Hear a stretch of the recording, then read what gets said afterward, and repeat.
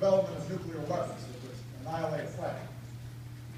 They understood that humanity could not survive the course it was on.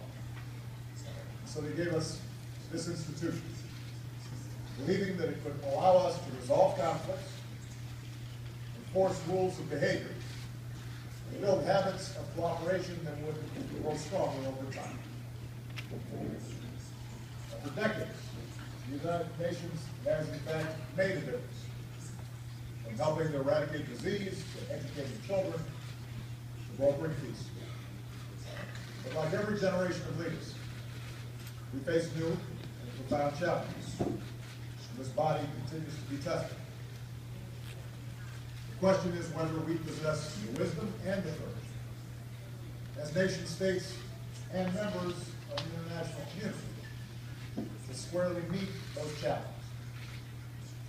Whether the United Nations can meet the test of our time. For much of my tenure as president, some of our most urgent challenges have revolved around an increasingly integrated global economy and our efforts to recover from the worst economic crisis of our lifetime.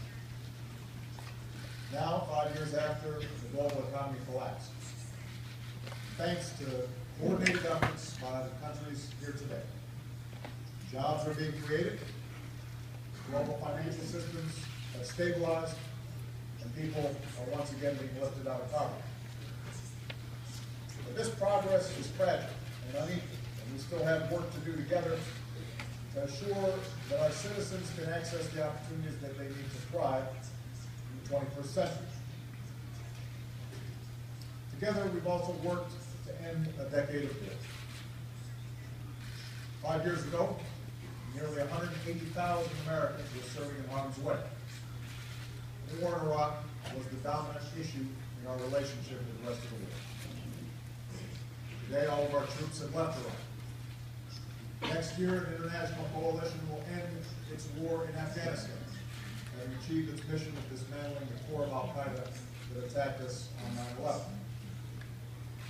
In the United States, these new circumstances have also meant shifting away from a perpetual war footing.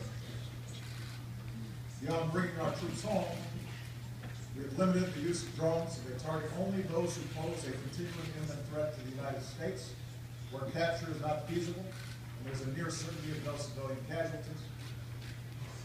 We're transferring detainees to other countries and trying terrorists in courts of law, while working diligently to close the prison at Guantanamo Bay.